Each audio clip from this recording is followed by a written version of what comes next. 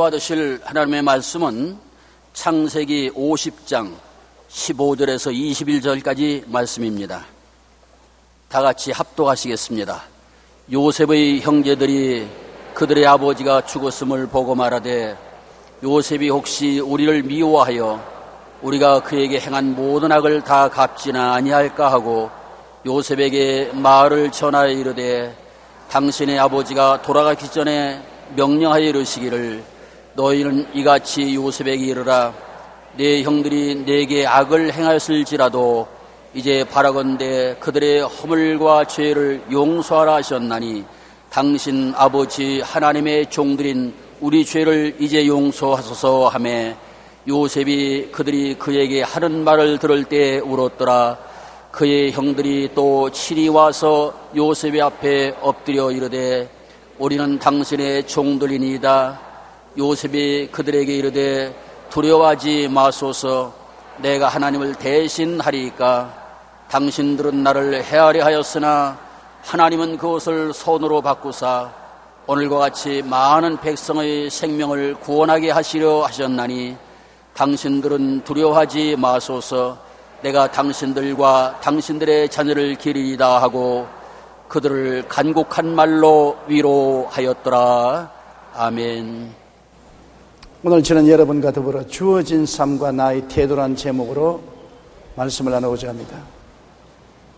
인간은 절대로 변화시킬 수 없는 자아와 변화시킬 수 있는 자아를 겸하여 가지고 있습니다. 제가 1936년 2월 14일 경상남도 울주군 삼남면 교동리 31번지에서 조두천 아버지와 김복순 어머니의 맏아들로 태어난 사실은 아무리 노력해도 변경시킬 수 없습니다. 운명입니다. 이것은 나의 힘으로는 바꿀 수가 없는, 변화시킬 수가 없는 자아인 것입니다. 그러나 그 후의 성장기를 통해 더 나은 나를 만들기 위해 노력하는 것은 내가 변화시킬 수 있는 운명인 것입니다. 첫째로 자기가 변화시킬 수 없는 것을 원망치 말고 받아들일 줄 알아야 되는 것입니다. 자기의 출생과 주어진 환경은 어찌할 도리가 없지 않습니까?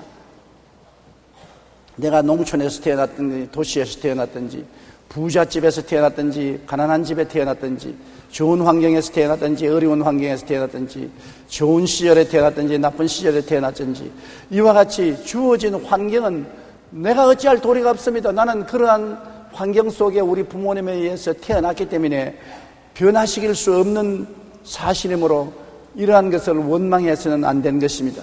자기의 신체 조건도 안 가진 것입니다. 남자로 태어난 것이나 여자로 태어난 것, 아름다운 미모를 가지고 태어난 것이나 평범한 모습으로 태어난 것, 큰 키, 작은 키 등등은 주어진 운명인 것입니다. 내가 이것을 어찌할 도리가 없는 것입니다. 제가 초등학교 다닐 때 같은 반에 있던 한 여학생은 자기가 여자로 태어난 것을 항상 탄식을 하고 원망하던 것, 지금도 내 마음에 기억납니다. 내가 왜 남자가 되지 못하고 여자가 되었느냐. 그때도 제가 생각하기를 여자로 태어났으면 만족해야지 왜 자꾸 남자가 되려고 하느냐. 지금도 그 생각이 머리를 떠나지 않습니다. 우리가 자기의 출생과 주어진 환경도 어찌할 도리가 없고 자기의 신체 조건도 어찌할 도리가 없으니까 원망, 불평, 탄식하지 말고 받아들여야 되는 것입니다. 자기가 태어난 사회적 신분, 다시 말하면 상류사회에서 태어났든지 중류사회에서 태어났든지 하층사회에서 태어났든지 자기 힘으로 어찌할 도리가 없습니다. 부모가 상류사회에 살았으면 상류사회에 태어난 것입니다. 부모가 중산층이면 중산층 가정에 태어나고 부모가 하층사회에 살았으면 하층사회에 태어난 것이요. 그것을 저항하고 원망해서 소용이 없습니다. 또한 자기가 태어난 국가를 원망해서 소용이 없습니다. 대한민국에 태어난 것 아무리 원망한들 무슨 소용이 있는 것입니까? 내가 미국에서 태어났으면 좋겠다. 영국이나 구라파에서 태어나면 좋겠다. 남미에서 태어났으면 좋겠다. 그런 쓸데없는 소리 할 이유가 없습니다. 태어난 나의 운명을 받아들이는 것입니다. 대한민국에 태어난 것만 해도 얼마나 감사합니까? 북한에서 안 태어난 것만 해도 기가 막히게 감사한 일인 것입니다. 그러므로 태어난 것도 자기의 운명이니까 운명은 받아들여야 되는 것입니다. 자기가 변화시킬 수 없는 것을 원망치 말고 받아들이는 것이 우리에게 지혜인 것입니다. 그러나 둘째로 주어진 환경을 인정하고 받아들이는 그곳에서 새 삶을 꿈꿀 수가 있는 것입니다. 우리 인간은 진흙이요 하나님은 토기장이라고 말한 것입니다. 우리 진흙을 가지고 하나님은 훌륭한 토기를 만들 수가 있는 것입니다. 똑같은 진흙이라도 토기장이가 어떠한 그릇을 만드는가에 따라서 장단지도 될 수 있고 화병도 될 수 있고 밥상에 올라가는 아름다운 밥그릇도 될 수 있고 국그릇도 될 수 있는 것입니다. 우리가 우리의 처지를 원망하지 말고 우리 진흙인 우리를 하나님께 맡기고 새로운 삶을 꿈꾸면 하나님이 우리를 새롭게 만들어줄 수 있다는 희망이 있는 것입니다. 이것이 예수 믿는 사람이 안 믿는 사람과 다른 점인 것입니다. 예수 믿는 사람은 운명에 던져지고 절망할 수밖에 없지만 우리는 어떠한 운명에 변화시킬 수 없는 환경에 태어났다 할지라도 하나님이 계심으로 우리의 진흙 같은 인생을 하나님께 맡기면 하나님이 새로운 삶을 줄 수 있다는 꿈을 가질 수 있기 때문에 우리는 행복한 것입니다. 하나님이 계심으로 하나님은 토기장이로서 우리를 변화시킬 수 있습니다. 이사야 64장 8절에 우리는 진흙이요 주는 토기장이시니 우리는 다 주의 손으로 지으신 것이니라고 말한 것입니다. 우리가 역사를 통해서 보게 되면 처참한 환경에서 위대한 인물이 많이 태어난 것을 볼 수가 있는 것입니다. 그렇기 때문에 새 삶을 꿈꿀 수 있는 것은 우리가 하나님께 주어진 환경을 내어 맡길 때 그런 기적이 일어날 수 있는 것입니다. 우리는 내가 있는 처지에서 원망과 불평과 탄식하고 부모를 원망하고 세상을 원망하고 나라를 원망하고 자기 운명을 원망하지 말고 있는 그 자리에서 예수님을 구주로 모시고 하나님을 섬기고 그 나라와 그 일을 먼저 구하면 내 힘으로 운명을 거역할 수는 없지만은 하나님이 변화시킬 수가 있는 것입니다. 하나님이 우리 운명을 변화시키는 것입니다. 시편 37편 5절로 6절에 내 길을 야훼께 맡기라. 그를 의지하면 그가 이루시고 내 의를 빛같이 나타냈으며 내 공의를 정오의 빛같이 하시리라고 말씀한 것입니다. 하나님께서는 요한계시록 22장 13절에 나는 알파와 오메가요 처음과 마지막이요 시작과 마침이라. 우리는 하나님께 의지하면 하나님은 언제나 희망의 하나님인 것입니다. 창세기에 보십시오. 하나님은 언제나 첫째 날에 빛이 있으라 하시고 저녁이 되고 아침이 되니 첫째 날이니라. 둘째 날에 궁창이 있으라 하시고 저녁이 되니 아침이 오니 둘째 날이라고 말한 것입니다. 우리에게 아무리 저녁같이 어두워도 예수 믿는 사람은 아침이 오는 것을 기대할 수 있는 것입니다. 하나님은 저녁을 변하여 아침으로 만드시는 하나님인 것입니다. 우리 사람들은 항상 아침이 오고 저녁이 온다고 말하는데 하나님은 그렇게 말씀하지 않습니다. 저녁이 오면 아침이 온다. 내 인생에 아무리 어둡고 캄캄하고 좌절과 절망이 올지라도 하나님께 의지하면 하나님은 아침을 만들어내시는 소망찬 하나님이라는 것을 우리가 잊어서는 안 되는 것입니다. 그러므로 내가 있는 처지에서 하나님의 나라와 하나님의 의를 먼저 구하면 하나님께서 우리 처지를 변화시켜 주는 것입니다. 그 사실을 요셉의 운명과 삶과 믿음을 통해서 잘 알 수 있는 것입니다. 요셉은 17살 때 형제들에 의해 노예로 팔렸습니다. 얼마나 비참합니까? 원수에 잡혀서 노예로 팔린 것도 아니고 친형제들이 요셉을 시기하고 질투해서 요셉을 잡아서 애굽 노예로 팔아버리는 것입니다. 노예로 간 그는 보디바르의 집에서 10년 동안 노예 생활과 그 다음에는 또 모함을 당해서 3년 동안 감옥 생활을 했던 것입니다. 나이 30세가 될 때까지 그런 노예 생활과 감옥 생활을 계속한 것입니다. 얼마나 운명을 원망하고 탄식하고 형들을 미워하고 니를 갈 수밖에 없는 것입니다. 그럼에도 불구하고 그는 하나님께 모든 것을 의지하고 저녁이 왔으면 반드시 아침이 올 것을 기대하고 긍정적이고 적극적이고 창조적이고 희망을 가진 것입니다. 그 노예 생활은 캄캄한 어두움이었던 것입니다. 어두운 밤의 10년 생활, 그 다음엔 보디바르의 아내의 참소로 3년 동안 정치본 감옥소에 들어가서 썩었습니다. 그 인생의 밤이었습니다. 밤을 바라보고 탄식하고 가슴 치지 않았습니다. 저녁이 오면 아침이 온다. 나에게 반드시 아침이 온다. 그래서 희망을 버리지 않고 긍정적이고 적극적이고 창조적인 삶을 가졌었습니다. 그런데 그에게 아침이 다가온 것입니다. 왜냐하면 바로가 요셉을 등극시켜 애굽의 국무총리로 만든 것입니다. 바로가 꿈을 못 꾸는 해석 못하는데 요셉이 꿈을 해석해주고 바로에게 뽑혀서 애굽의 국무총리가 되고 애굽을 다스리는 놀라운 권력자가 된 것입니다. 나중에 형들이 다 요셉을 의지하고 애굽에 와서 먹고 살고 아버지가 돌아가시고 난 다음 두려워서 요셉에게 사람을 보내어서 아버지가 죄를 용서하라고 유언을 하시고 돌아가셨다고 거짓말로 꿈에 대었을 때 요셉이 그 말을 듣고 눈물을 흘리고 형들에게 간곡히 위로했으니 창세기 50장 20절 우리 다 같이 한번 읽어보십시다. 당신들은 나를 헤아려 하였으나 하나님은 그것을 선으로 바꾸사 오늘과 같이 많은 백성의 생명을 구원하게 하시려 하셨나니. 형들은 요셉을 헤아리고 하였었습니다. 밤을 갖다 주었습니다. 그러나 하나님은 아침으로 변화시켜 버리고 마는 것입니다. 하나님은 오히려 선으로 바꾸신 것입니다. 오늘 여러분의 앞날에 무엇이 캄캄한 밤이 되어 있습니까? 하나님께 의지하면 그것을 아침으로 바꾸는 하나님인 것입니다. 우리에게 절망은 없습니다. 소망으로 바꿉니다. 예수님이 십자가에 못 박여 죽으신 것보다 더 비참한 절망이 어디 있습니까? 그가 무덤에 들어간 지 사흘 만에 하나님은 무덤 문을 열어버리고 부활시켜버리고 마는 것입니다. 어두움은 지나가고 밝은 아침이 다가오게 된 것입니다. 이것이 우리의 신앙인 것입니다. 죽음 뒤에 부활을 항상 꿈꾸는 우리 성도들이 되어야 되는 것입니다. 셋째로 우리 과거는 십자가 밑에서 용서하고 청산할 줄 알아야 되는 것입니다. 과거에 수고하고 무거운 짐을 늘 걸머쥐고 인생을 사는 사람은 비극적인 사람인 것입니다. 과거는 한번 지나가면 다시 돌아오지 않습니다. 과거는 떠나간 물고기 같이 돌아오지 않습니다. 물고기를 손에 잡았다가 물에 놓쳐버리십시오. 헤엄쳐서 도망치고 다시 손으로 돌아오지 않습니다. 과거는 이미 지나간 사건인 것입니다. 내 마음속에 담가놓고 아무리 그것을 가지고 원망하고 불평하고 탄식하고 슬퍼해도 소용이 없는 것입니다. 실체는 지나가버린 것입니다. 내 마음에 남아서 상처를 주고 있는 사람인 것이므로 내 마음에 남아있는 과거를 예수님 십자가 밑에서 용서하고 청산해버려야 되는 것입니다. 이사야 43장 18절에 너희는 이전 일을 기억하지 말며 옛날 일을 생각지 말라고 한 것입니다. 빌립보 3장 13절에도 뒤에 있는 것은 잊어버리고 앞에 있는 것을 잡으려고 표대를 향하여 나아간다고 말하는 것입니다. 뒤의 일은 하나님께서도 잊어버리라고 말하는 것입니다. 바울 선생도 뒤의 일은 잊어버리고 앞을 향해서 나가라고 말하는 것입니다. 뒤의 일은 마음속에 간직하고 있으면 크나큰 걸림돌이 되는 것입니다.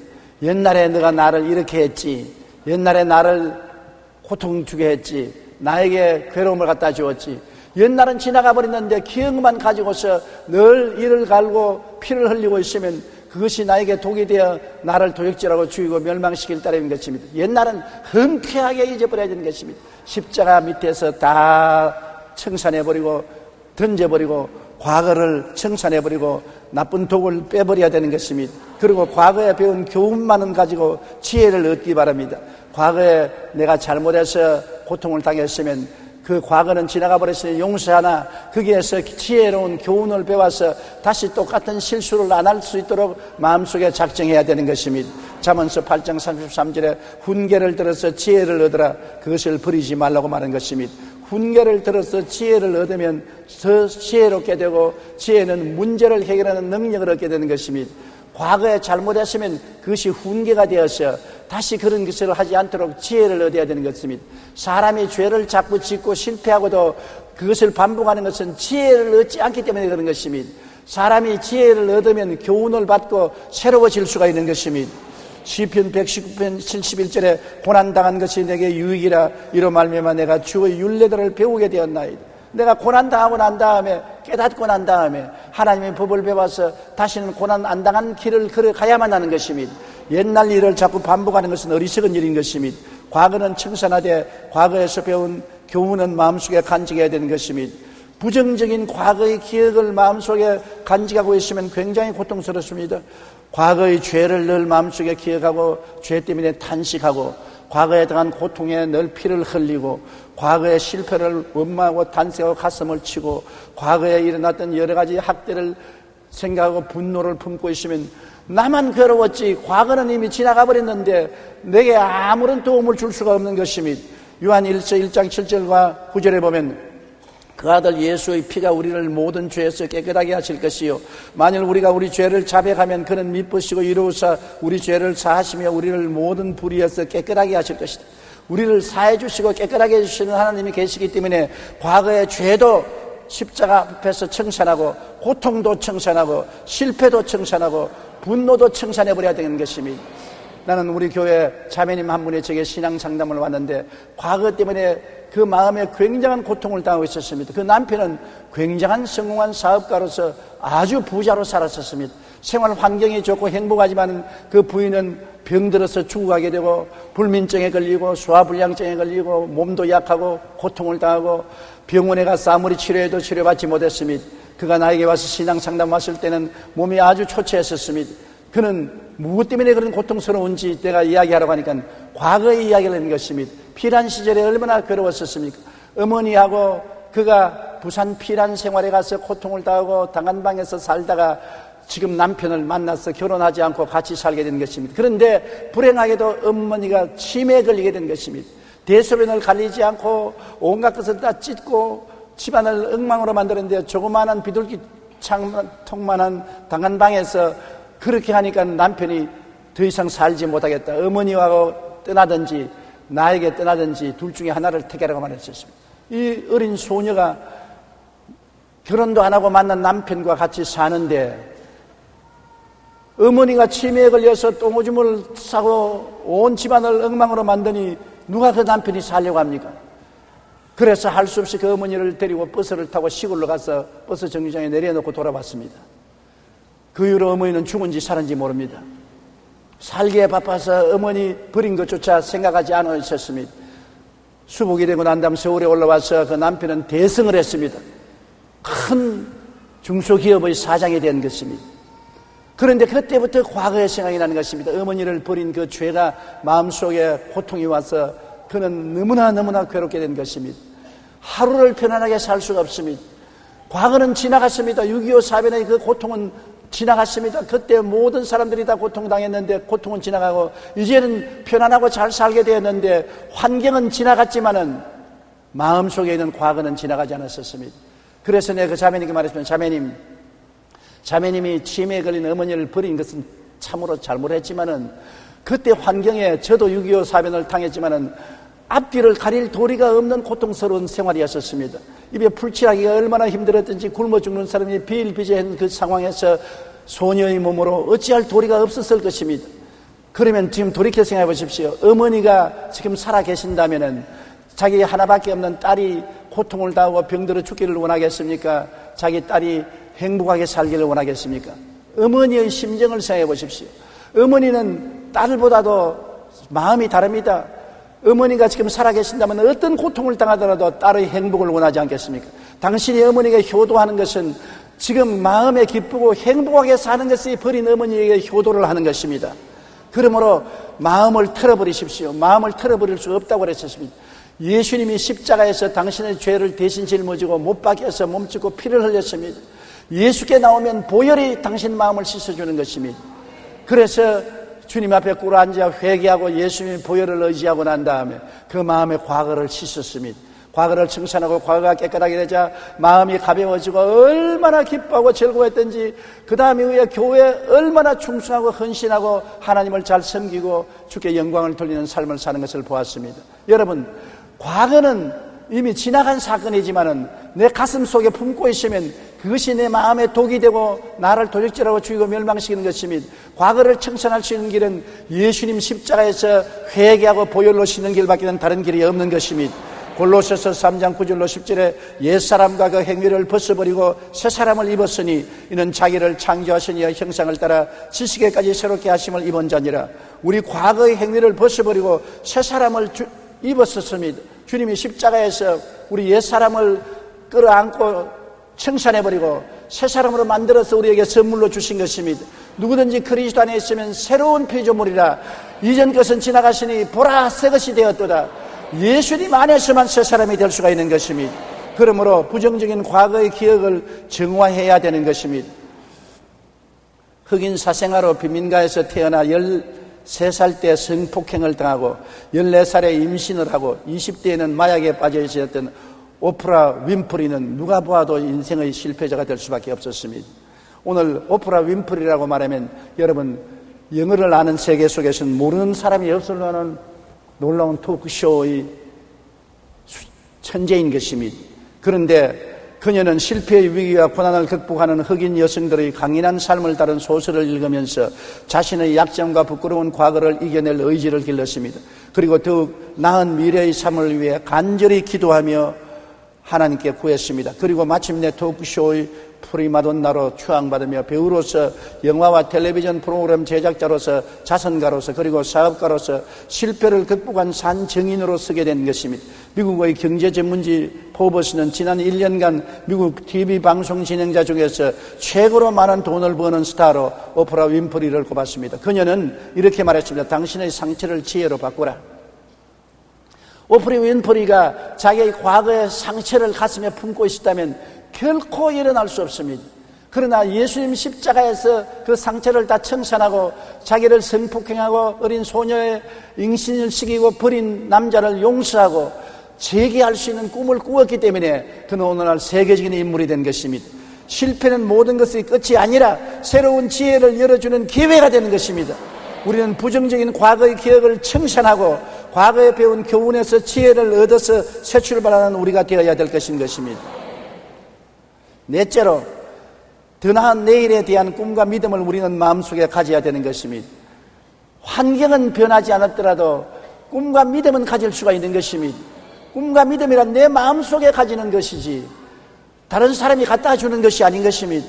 과거와 현재에 대한 운명은 저항할수록 나를 더 붙잡습니다. 과거를 원망하고 불평하고 현재의 환경을 탄식하고 가슴을 치면 칠수록 더 부정적인 마음이 다가오고 더 고통이 다가오는 것입니다.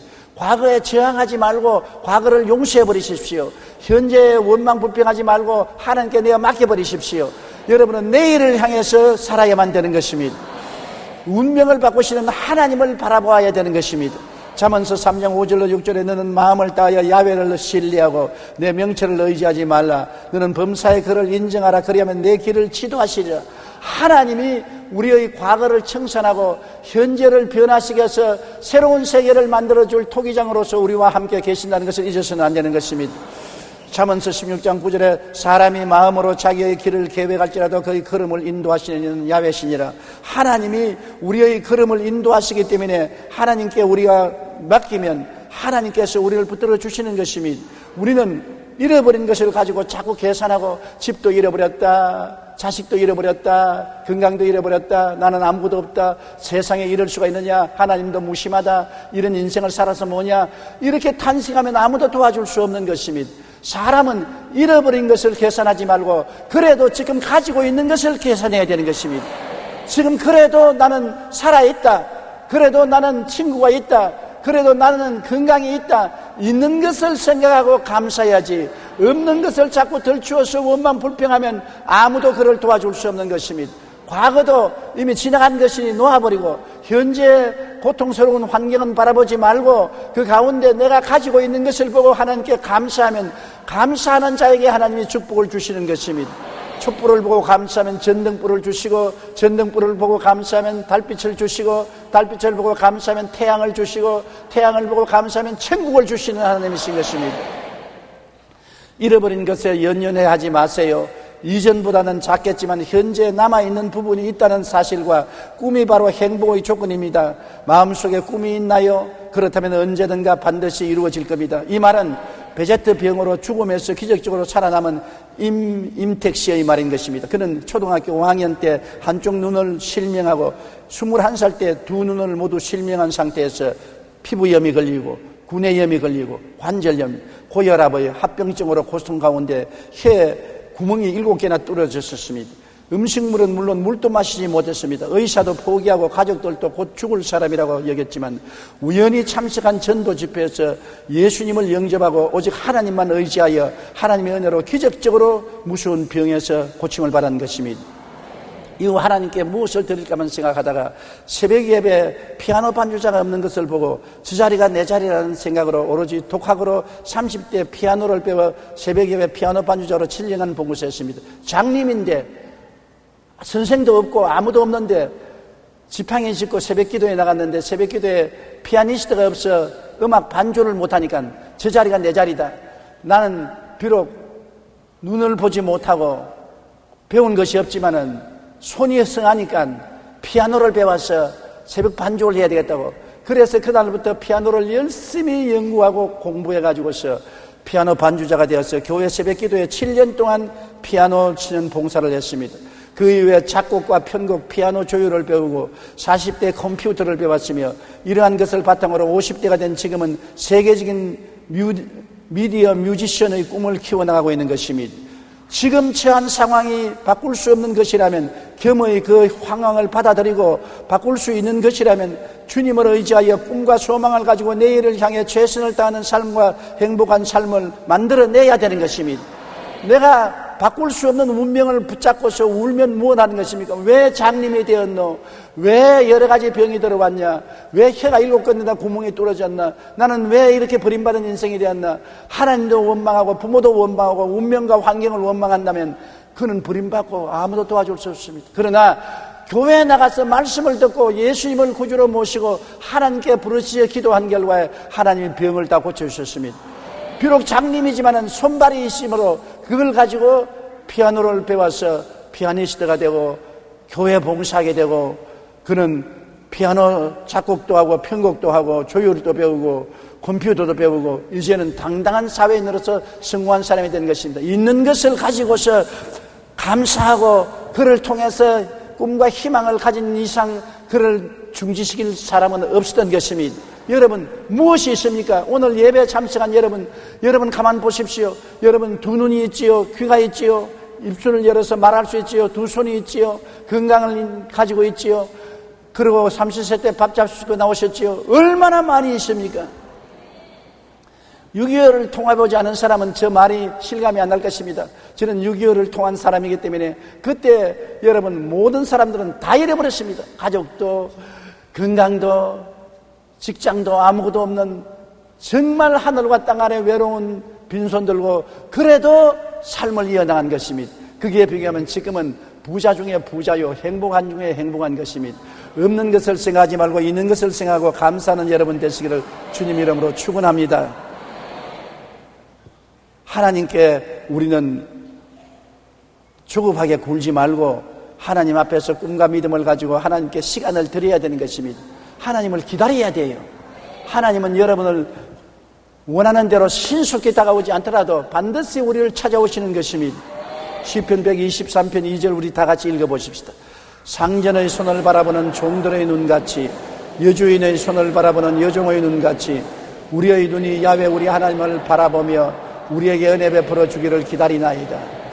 기다린다.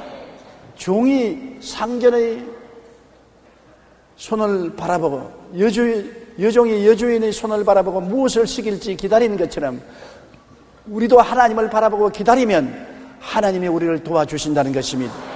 아브라함은 85세에 하나님께 아들을 달라고 기도하고 난 다음에 하나님이 아들을 주겠다고 약속을 하셨는데 90살이 되고 95살이 되고 100살이 될 때까지 15년을 기다려서 아들 이삭을 얻은 것입니다. 85세에 약속받은 것 15년 동안 그는 낙심하지 않고 기다린 결과에 아들을 얻은 것입니다. 야곱은 외삼촌 집에서 20년 처가살이 하면서 하나님의 축복을 기다렸다가 20년 만에 하나님이 큰 은총과 복을 받게 된 것입니다. 모세는 40년 동안 광야에서 기다린 것입니다.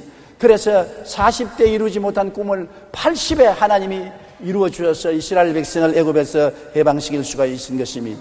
그러므로 여러분, 우리는 결코 우리 인간의 생각대로 하나님이 늦게 오신다고 탄식하지 말고 기다려야 되는 것입니다. 한 건물의 입구에서 꽃을 파는 할머니가 있었습니다. 할머니 얼굴에는 주름이 많고 옷차림도 흐름했습니다. 그러나 늘 밝은 표정으로 주위 사람들을 즐겁게 해주었던 것입니다. 한 번은 건물의 주인이 지나가다가 할머니에게 물었습니다. 할머니, 늘 좋은 일이 있는가 봐요. 늘 얼굴에 웃음을 잃지 않고 있으니 참 놀라운 일입니다. 그러자 할머니가 대답했습니다. 제 걱정은요, 트럭에 담으면 100대도 넘을 것입니다. 그러면 어떻게 그런 밝은 얼굴을 가지고서 삽니까? 무슨 특별한 비결이 있나요? 할머니는 그에게 행복한 삶의 비결을 들려주었습니다. 내게 특별한 비결이 하나 있어요. 저는 고통이 닥쳐오면 예수님께서 무덤에 머물러 계셨던 사흘을 생각하면서 사흘 동안 견디자. 나흘째가 되면은 좋은 일이 다가올 것이다. 그래서 내게 슬픔과 고통이 다가오면 나는 예수님 사흘 동안 무덤에 있는 캄캄한 밤을 생각하고 사흘을 기다린 것입니다. 나흘이 되면 상태가 달라지고 생각이 달라지게 되는 것입니다. 사흘 뒤에는 어김없이 새로운 해가 뜬다고 말하는 것입니다.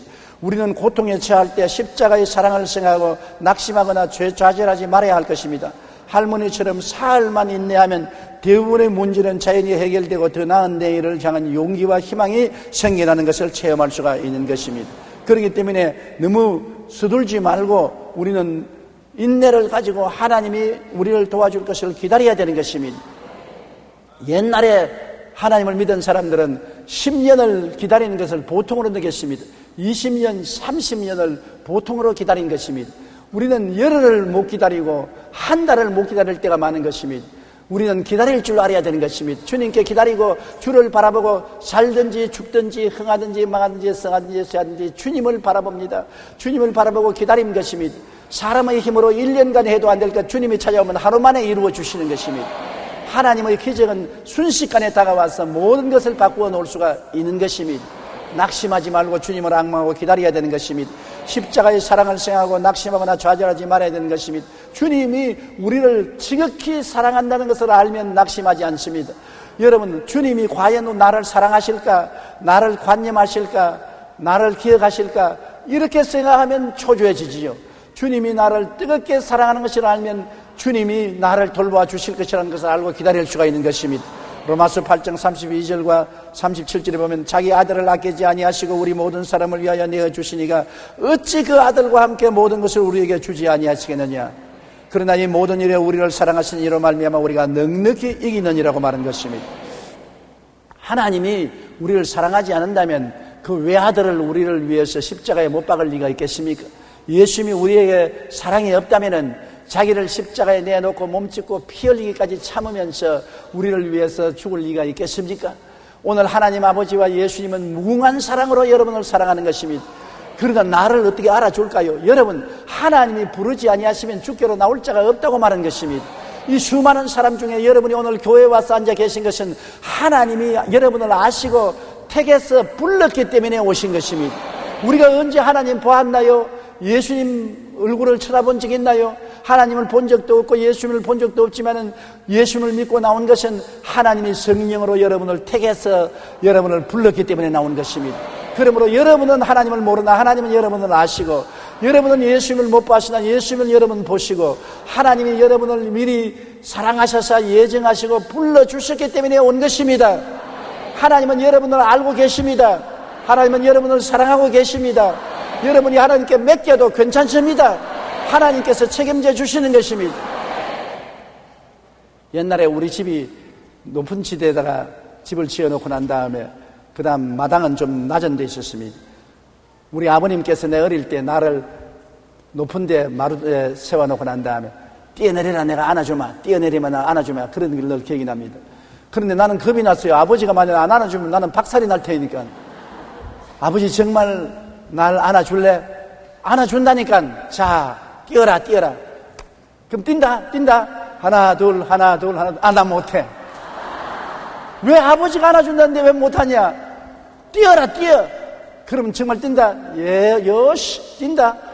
하나 둘. 나 못해. 아버지가 너가 왜 나를 못 믿느냐? 내가 나를 다치게 할지라도 너를 다치게 안 한다. 뛰어라. 그래서 나중에는 눈을 딱 감고 뛰니까 아버지가 덥석 안아주시더라고요. 한 번 안아주니까 그 다음에는 아버지가 멀리 있는데 뛴다. 아버지가 기겁을 하고 뛰어와서 나를 안아주시곤 했었습니다. 예수님이 여러분을 사랑하기 때문에 여러분이 주님께 맡기면 책임져 주시는 것입니다. 수고하고 무거운 짐진 자들은 다 내게로 오라. 내가 너희를 쉬게 하리라고 말씀하시는 것입니다. 여러분이 주님께 맡기면 주님께서 여러분이 상처를 입지 않도록 책임져 주시는 것입니다. 십자가의 사랑을 생각하고 낙심하거나 좌절하지 말고 주님을 앙망하고 기다리는 여러분 되시기를 주님 이름으로 축원합니다.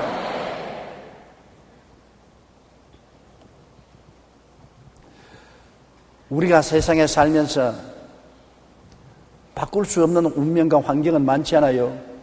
제가 조주천 장로님과 김복선 권사님의 맏아들로 태어난 건 못 바꾸지 않아요. 제가 경상남도 울주군 삼남면 교동리 37번째에서 태어난 것 못 바꾸잖아요. 바꿀 수가 없어요. 그는 부모님이 나를 낳을 때 주어진 환경인 것입니다. 그러나 현재에 와서 내 자신을 바꿀 수 있는 길은 많습니다. 저는 7살에 폐병에 걸려서 쓰러지고 난 이후에 그 다음 고향을 떠나서 20살에 서울로 올라와서 내 인생이 많이 바꾸어졌습니다. 우리 부모님이 주어진 그 환경에서 많이 바꾸어진 것은 내 몸으로 못 바꿀지라도 마음으로 바꿀 수가 있었기 때문인 것입니다. 지킬 만한 것보다 내 마음을 지켜라. 생명의 근원이 이에서 나느니라. 몸으로 환경으로 못 바꾼 것은 마음으로 바꾸면 바꾸어질 수가 있는 것입니다. 여러분, 내가 바꿀 수 있는 것은 마음으로 바꿀 수가 있는 것입니다. 돈이 없어도 바꿀 수 있는 것입니다. 좋은 환경이 없어도 바꿀 수가 있는 것입니다. 좋은 부모가 없어도 내가 마음으로 내 운명을 바꿀 수가 있는 것입니다. 생각을 긍정적으로 바꾸십시오. 로마서 8장 28절에 하나님을 사랑하는 자 곧 그 뜻대로 부르심을 입은 자들에게는 모든 것이 합력하여 선을 이룬다고 말한 것입니다. 마음으로 긍정적이고 적극적이고 창조적으로 바꾸십시오. 마음이 늘 부정적이고 원망하고 불평하면 운명은 바꾸어지지 않습니다. 지킬 만한 것보다 내 마음을 지켜라. 생명의 근원이 이에서 나온 것입니다.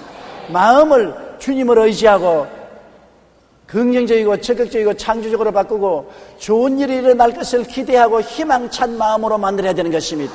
마음의 희망을 버린 사람은 자기 운명을 바꿀 수가 없는 것입니다. 환경이 아무리 어둡고 캄캄하고 좌절되고 절망될지라도 마음의 희망을 가져야 되는 것입니다. 희망의 불길을 끄지 말고 희망의 생각으로 가득 채워놓은 것입니다. 예수 그리스도의 십자가를 바라보면 희망을 가질 수가 있는 것입니다. 죄인은 용서받는 의인이 될 희망이 있고 세상에 묶인 사람은 거룩하고 성령 충만한 사람이 될 희망이 있고 병든 사람은 치료받을 희망이 있고 저주받은 사람은 아브라함의 복과 형통을 받을 희망이 있고 죽는 사람은 천국 영생을 얻을 희망이 있는 것입니다. 영혼이 잘됨같이 범사에 잘됨에 강건하고 생명을 얻되 넘치게 얻을 희망을 가질 수가 있는 것입니다. 희망이 놀라운 것입니다. 희망을 저버린 사람은 하나님도 도와줄 수 없습니다. 하물며 세상이 어떻게 도와줄 수 있는 것입니까? 그러므로 생각을 긍정적으로 희망차게 가져야 그 사람은 운명을 바꿀 수가 있는 것입니다. 내 주어진 환경은 내가 아무리 바꾸려도 바꿀 수가 없을 때가 많습니다. 그러나 마음의 꿈과 희망은 내가 바꿀 수가 있는 것입니다. 그리고 마음속에 꿈을 품어야 되는 것입니다. 시편 81편 10절에 내 입을 크게 열라 내가 채우리라. 입을 여는 것은 내가 할 수 있는 것입니다. 채우는 것은 내가 못해도 입을 여는 것은 내가 할 수 있는 것입니다. 내가 입을 열면 채우는 것은 하나님이 채워주시는 것입니다. 그렇기 때문에 구체적인 꿈을 가져야만 되는 것입니다. 여러분, 진 랜드럼이 쓴 신화가 된 사람들은 야구의 홈런왕 베이브 브루스나 세계적인 농구선수 월마르 루돌프나 신이 내린 축구 천재라는 말을 듣는 페레나 나비처럼 날아서 벌처럼 쏜다는 권투의 모하메드 알리 등 세계적인 슈퍼스타 운동선수들을 소개합니다. 저자는 이들이 성공한 이유가 무엇인지를 찾고자 했습니다. 다른 사람들에 비해 신체적인 우월성을 타고난 것인지 밝히기 위해 이들을 운동신경, 점프력, 근육의 힘, 반사신경 등을 평가해봤지만 결과는 오히려 허무했다고 설명했습니다. 그리고 이들이 특별함은 신체적인 조건이 아니라 정신력으로 이들의 공통점은 확고한 꿈을 가지고 그 꿈을 이루기 위해 가슴속에 끓어오르는 열정을 품고 있었다는 것입니다. 이것이 달랐어요. 세계적인 운동선수가 운동 체력이 강해서 점프력이 강해서 신체 조건이 좋아서 되었지 않았다는 것입니다. 그들은 다른 사람보다도 톱부가 되겠다는 열렬한 꿈과 열정을 가지고 있었다는 것입니다. 꿈이 운명을 바꾸어놓은 것입니다. 환경은 자기들이 변화시킬 수 없지만은 신체 조건은 부모가 낳아준 대로 그대로 변할 수 없지만은 마음속의 꿈은 자기가 변할 수가 있는 것입니다. 희망을 가지고 꿈을 가지고 꿈이 이루어질 열정을 가지고 있었다는 것입니다. 꿈을 이루기 위한 그들의 투지와 노력은 늘 자신이 최고 정상의 자리에 있는 모습을 바라보며 이미 이룬 것으로 늘 고백함으로 이룰 수 있었다고 말한 것입니다. 그들이야말로 4차원의 원리를 사용한 것입니다. 희망찬 생각을 가지고 꿈을 가지고 열정적으로 꿈을 믿고 꿈이 이루어진 것을 입으로 시인하면서 열심히 한 결과에 세계적인 톱부 운동선수들이 된 것인 것입니다. 더 나은 내일에 대한 꿈을 가지십시오. 할 수 있다, 하면 된다, 해보자는 긍정적인 생각과 믿음을 가지고 입술의 고백을 굳게 잡을 때 우리는 주어진 삶에 더욱 최선을 다할 수가 있는 것입니다. 여러분은 승리할 수 있습니다. 성공할 수 있습니다. 이길 수 있습니다. 극복할 수 있습니다. 잘 살 수 있습니다. 왜냐하면 누가 그렇게 만들어주는 것이 아닙니다. 환경이 그렇게 만들어주는 것이 아닙니다. 여러분 마음속에서 그것을 만들어가는 것입니다. 그렇게 희망을 가지십시오.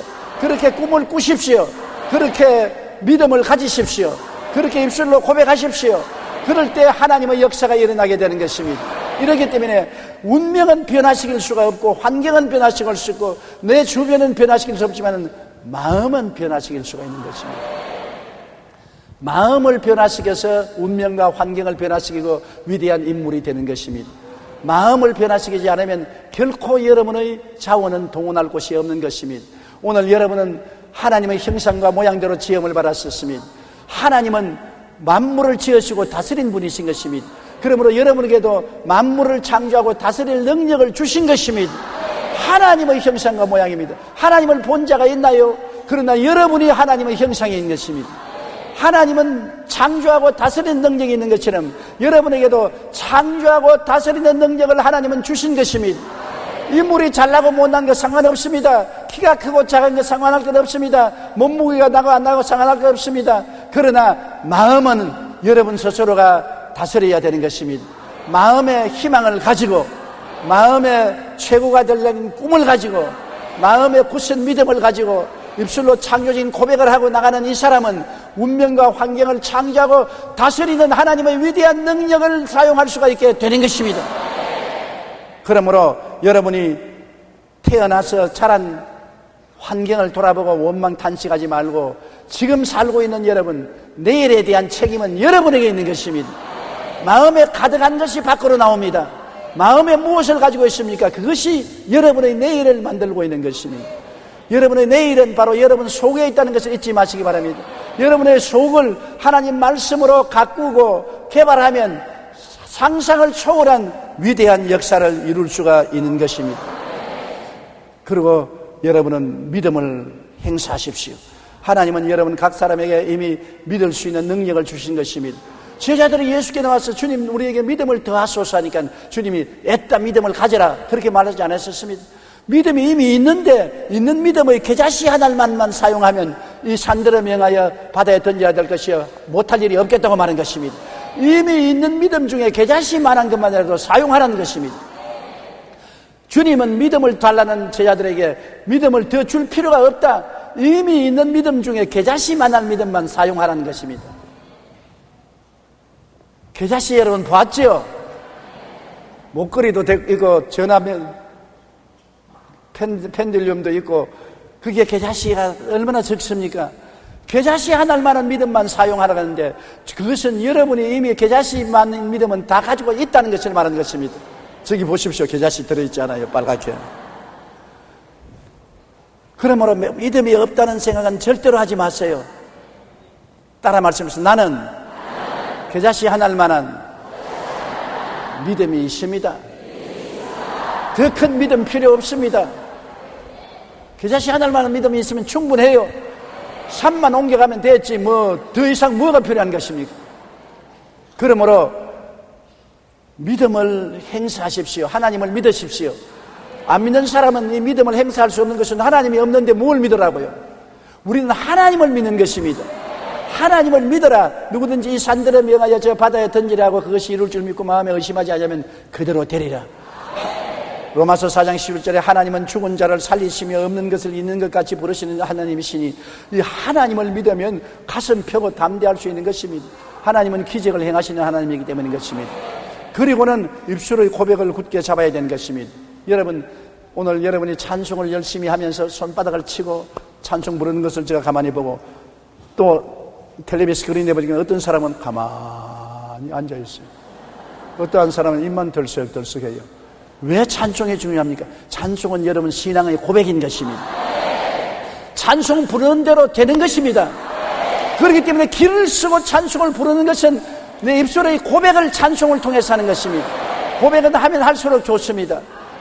마음에 믿어 이르고 입으로 시인해야 구원에 이르는 것입니다. 찬송은 입술로 시인하는 것입니다. 그러므로 찬송가마다 여러분 구원과 축복과 치료와 영광에 대한 찬송을 부르는데 이것을 입술로 고백하기 때문에 이 고백을 통해서 여러분 생활 속에 이것이 이루어지는 길을 열어놓는 것입니다. 마태복음 18장 18절에 무엇이든지 너희가 땅에서 매면 하늘에서 매일 것이요 무엇이든지 땅에서 풀면 하늘에서 풀리리라. 입술의 고백으로 땅에서 묻고 땅에서 푸는 것입니다. 할 수 있다, 하면 된다, 해보자는 성공으로 묶는 것이고 안 된다, 못한다, 나는 패배자라고 말하면 실패로 나를 묶는 것입니다.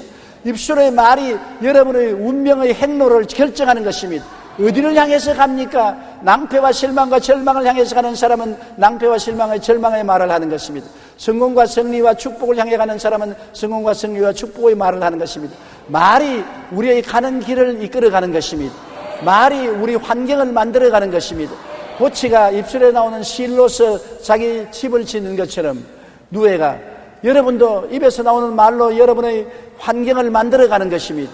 그러므로 입술의 말로 내가 묶였으면 내 입술의 말로 내가 사로잡힌다고 말하는 것입니다. 입술의 고백이 여러분 우리의 운명을 바꾸어가는 것입니다. 입술의 고백은 돈 드는 것이 아니지요.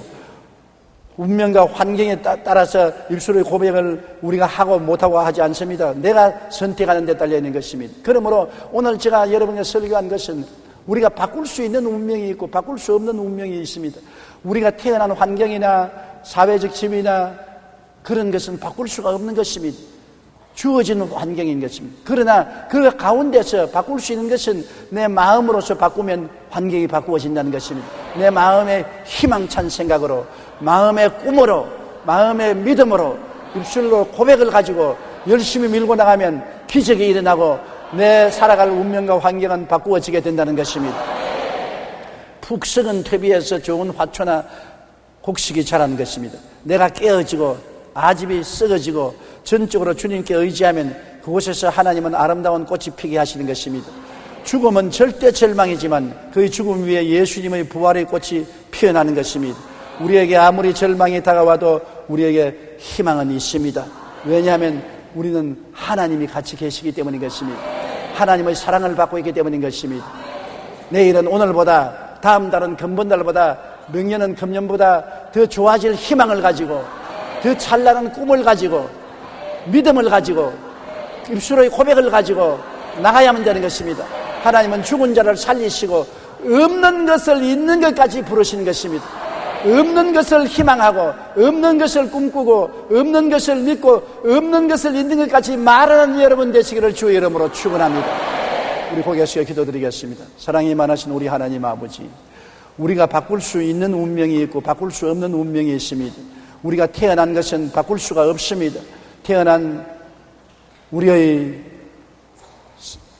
날짜나 우리의 처지나 우리의 환경은 바꿀 수가 없지만은 우리가 자라나는 환경 속에서는 우리의 운명을 바꿀 수가 있습니다. 내 아버지 하나님, 그 운명을 바꾸는 힘이 우리 속에서 나오는 것이지 밖에서 나오는 것이 아니라는 것을 알게 하여 주시옵소서. 지킬 만한 것보다 내 마음을 지켜라. 생명이 그러니 이에서 나온다고 하셨습니다. 마음이 희망차고 꿈이 있고 믿음이 있고 긍정적인 입술의 고백이 있으면 나 하나님의 놀라운 역사가 그를 통하여 나타나는 것을 압니다. 우리 아버지 하나님, 우리 성도들이 모두 다 오늘에 서서 내일을 창조해 나가는 위대한 역사가 일어나게 도와주시옵소서. 창조하고 다스리는 삶을 살게 도와주시옵소서. 예수님 이름으로 기도드립니다. 아멘.